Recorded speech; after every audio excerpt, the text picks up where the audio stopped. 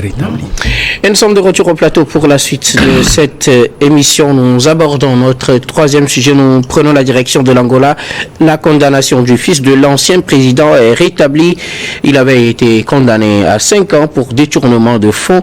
C'est le fils de l'ancien président José Eduardo dos Santos.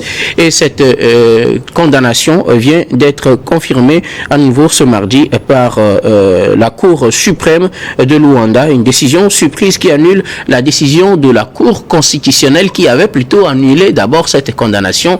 Et donc, divergence de point de vue entre la Cour constitutionnelle et la Cour suprême. La Cour suprême rétablit la condamnation à 5 ans du fils d'Eduardo dos Santos, le président qui avait donc quitté le pouvoir en 2017 et a cédé son fauteuil à son dauphin, qui est accusé par la famille de l'ancien président de s'attaquer plutôt personnellement aux membres de la famille de son prédécesseur.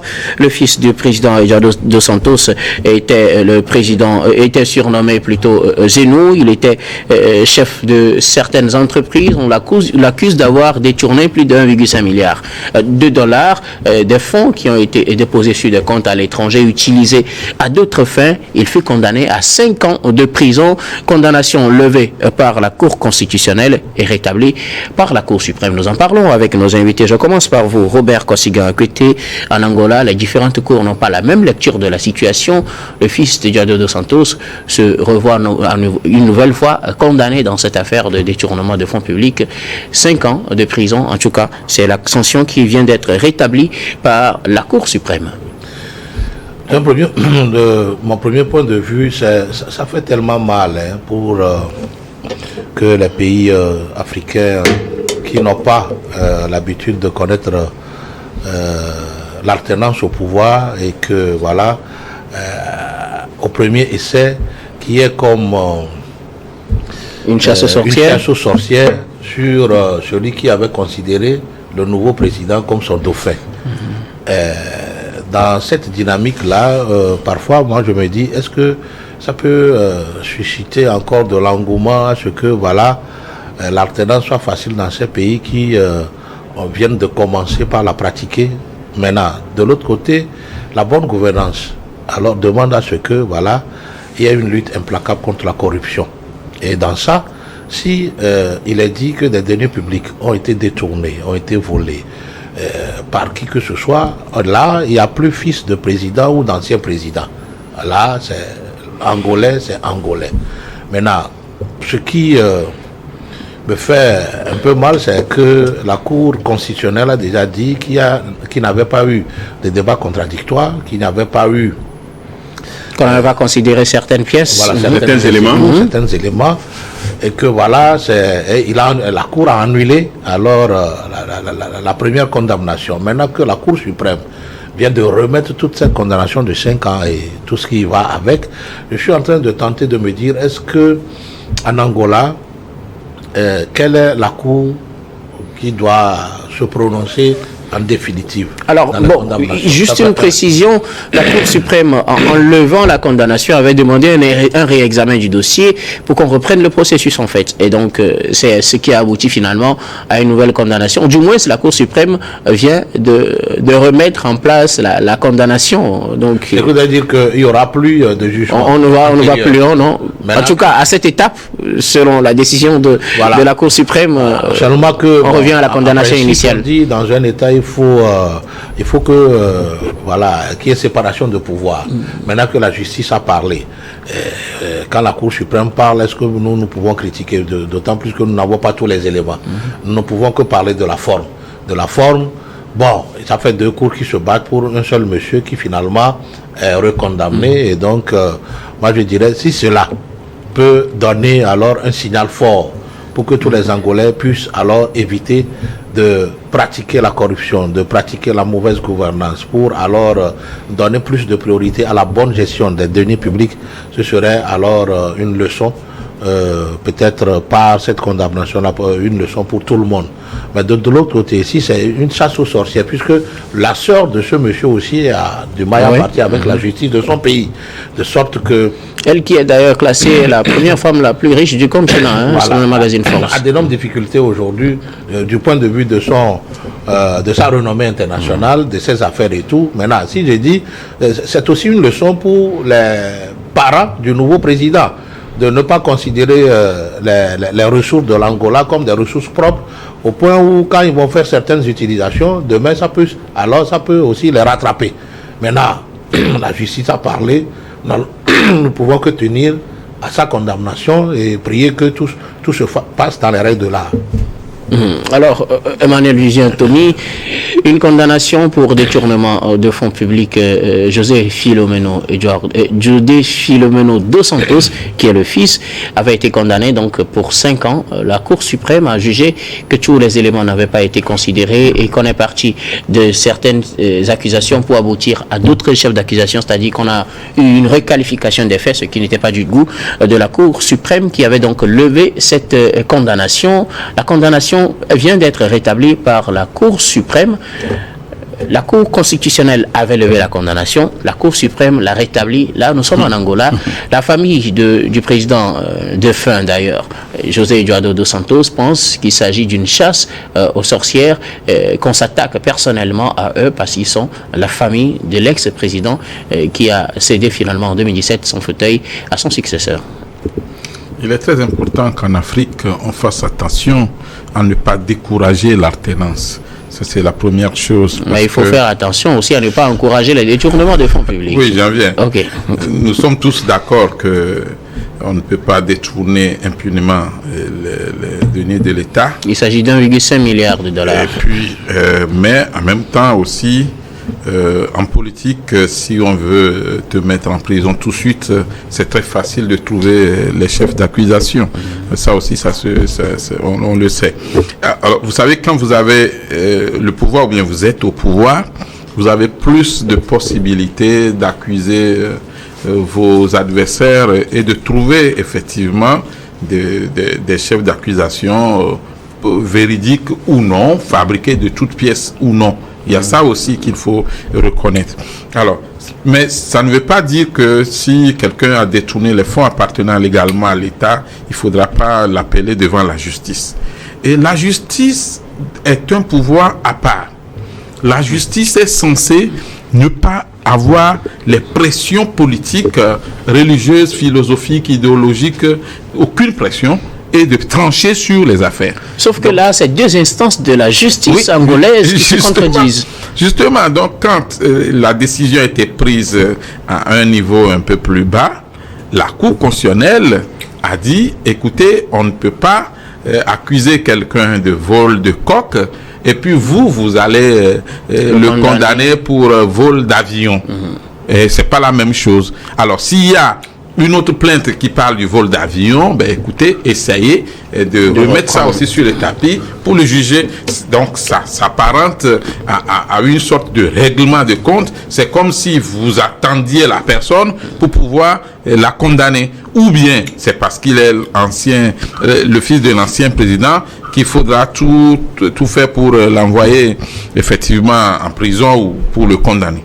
Alors, la Cour constitutionnelle, réellement, dans beaucoup de pays, suivant sa feuille de route, a le devoir de vérifier si les décisions qui sont prises, les tests qui sont votés, répondent aux normes. Aux normes du pays, par exemple, et aux normes au niveau international.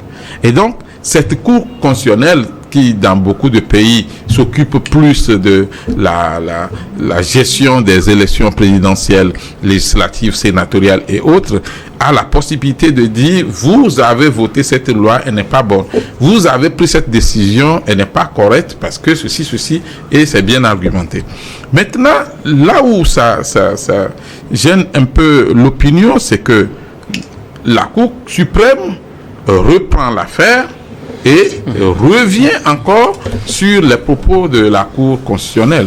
Et on a comme l'impression que la Cour suprême n'a fait que reprendre carrément les décisions du tribunal un peu plus bas. Oui. Alors que si la Cour suprême avait eu le temps de juger de nouveau l'affaire, pour peut-être donner d'autres arguments qui nous amènent à comprendre que, écoutez, Monsieur Zenou, comme on l'appelle, est vraiment condamnable, et ça peut se comprendre. Donc, que ça ne soit pas, ou que ça ne s'apparente pas à une sorte d'acharnement contre les enfants de Monsieur Dos Santos, parce que c'est dangereux pour l'Angola et c'est dangereux pour la démocratie en Afrique. Parce que qu'est-ce qui fait que certains présidents ne veulent pas quitter le pouvoir, même s'ils sont fatigués? Il y en a qui sont même mourants, mais ils ne veulent pas quitter. Alors que la retraite, ça fait du bien pour la santé de l'homme.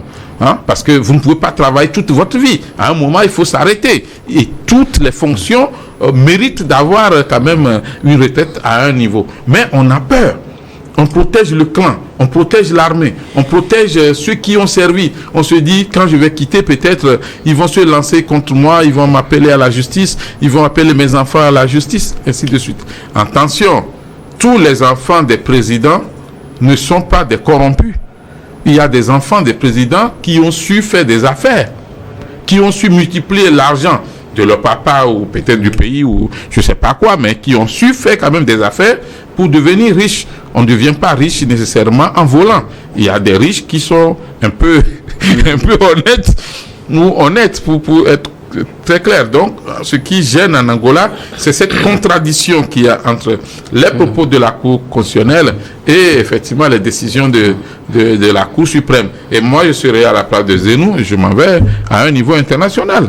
Je ne vais pas m'arrêter là. Il y a l'Union africaine que je peux m'adresser à l'Union africaine pour demander de voir clair dans cette affaire. Attention, les cours ont leur rôle et normalement la justice est un pouvoir à part et elle devrait être vraiment impartiale pour que tous les citoyens aient confiance. Le problème dans beaucoup de pays, c'est que certains n'ont plus malheureusement confiance à la justice, alors qu'il y a des magistrats qui font un travail merveilleux.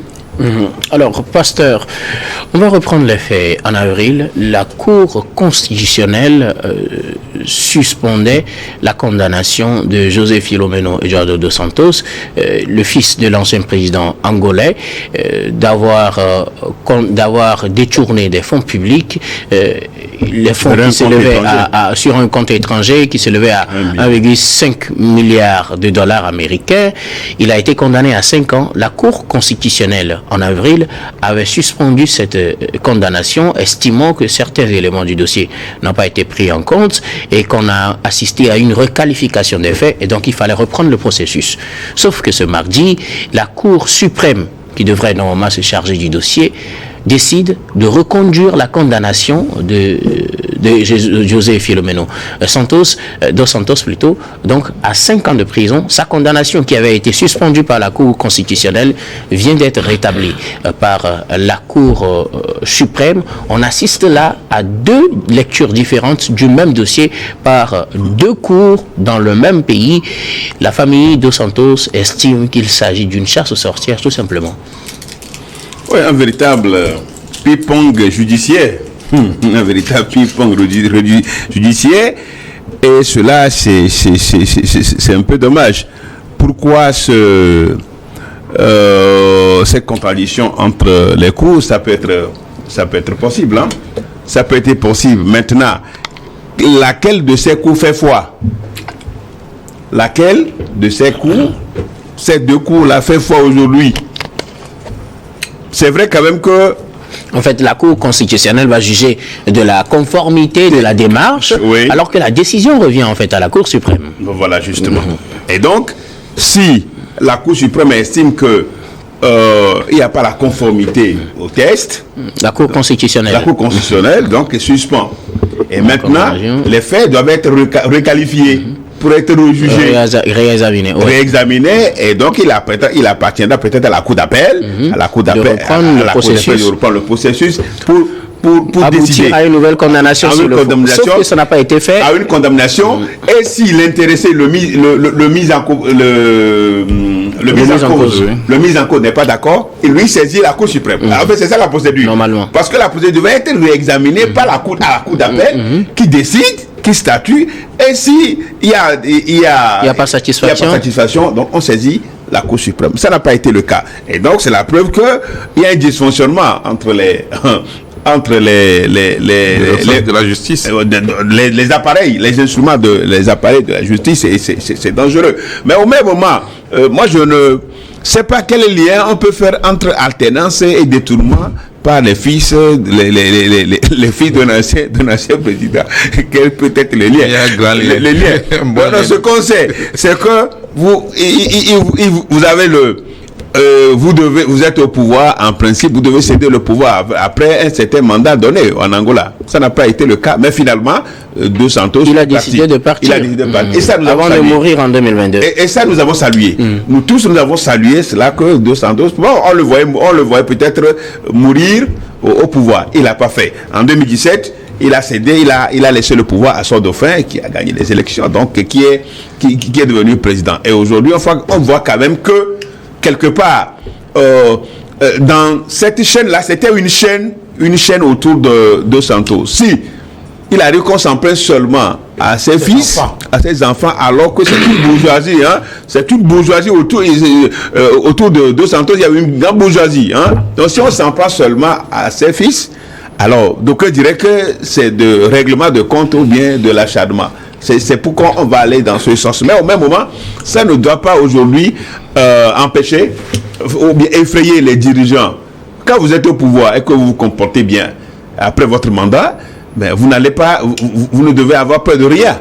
En principe, vous ne devez pas avoir peur de rien. Mais c'est vrai quand même que quand vous comparez aussi, vous prenez la Mauritanie, c'est pareil. Oui. C'est pareil à Mauritanie. On voit pareil, exactement la même chose. Et là, donc, c'est l'ancien président lui-même qui est toujours vivant, qui est condamné. Qui est condamné. Sa candidature à la dernière présidentielle a été rejetée. Je crois que on doit faire les choses autrement. S'il s'agit de la corruption, ce n'est pas seulement dans la maison vous m'excusez, dans la maison de Dos Santos, il doit y avoir certainement dans d'autres maisons s'il faut le dire. Et du coup, il va falloir qu'on ouvre la corruption, réellement la corruption sur l'ensemble. La lutte contre la corruption. La lutte contre la corruption sur l'ensemble des acteurs. Et ça, au moins, ça allait couvrir un peu le scénario que nous vivons aujourd'hui. Donc, je pense quand même qu'aujourd'hui, il est condamné à nouveau à 5 ans, donc la condamnation est rétablie. Alors, quel va être le recours, la forme de recours dont il a aujourd'hui, il peut se prévaloir aujourd'hui. Comment ça va se faire? Il retourne en prison, il est condamné, il va en prison pour 5 ans. Je crois que les procédures ont été viciées. Et il va falloir peut-être saisir une cour supranationale pour pouvoir décider de son sort. Mais au même moment, ce qu'on sait, c'est que quand vous parlez des fils des présidents, mais les fils des présidents, en principe, qui ne font rien, mais qui sont immensement aussi riches. Mais il y en a qui travaillent beaucoup aussi. Il y en a des gens qui n'ont même pas l'âge, qui ne sont même pas l'âge adulte, qui ont des milliards, Ça, c'est autre chose. qui ont des milliards. Ça aussi, ça fait peur. Ça, c'est autre chose. Parce qu'ici, il s'agit de 1 milliard. 1,5 milliard de dollars. Donc c'est de l'argent qui peut faire beaucoup de choses en Angola. Vous savez, l'Angola est immensement riche. C'est un pays de l'or, tout ça, un pays producteur de pétrole très riche. Donc, et même quand vous allez à Luanda et autres, vous savez, quand vous allez dans les pays, dans les capitales, dans les villes angolaises, mais c'est comme ça n'a rien à foutre avec l'Occident, Bon, donc, mais ça ne doit pas rien à envier à l'Occident. Ça n'a rien à envier à l'Occident. Bon, donc, comparé aux autres capitales africaines. Les autres capitales africaines. Donc ce qu'il y a aujourd'hui, je crois certainement, il va falloir quand même que le président angolais puisse faire table rase du passé. Et parce que lui aussi, il voit en ses fils-là peut-être des concurrents, peut-être des présidentiables demain. Bien sûr. Donc il faut les dégonfler à terme. Il faut les éliminer, les neutraliser et puis demain pour avoir le boulevard. Donc ça ne doit pas être ainsi. Il faut que le droit soit dit. S'il y a corruption, s'il y a malversation financière, il le faut sur l'ensemble du territoire angolais. Et d'autres certainement aussi devaient être dans le filet pour ne pas trop cibler la famille de l'ex-président Dos Santos. Dos Santos. Merci beaucoup à vous pour vos contributions. Nous allons marquer une nouvelle pause, puis on reviendra pour la dernière partie de cette émission, dernière partie que nous allons bien évidemment consacrer au Togo.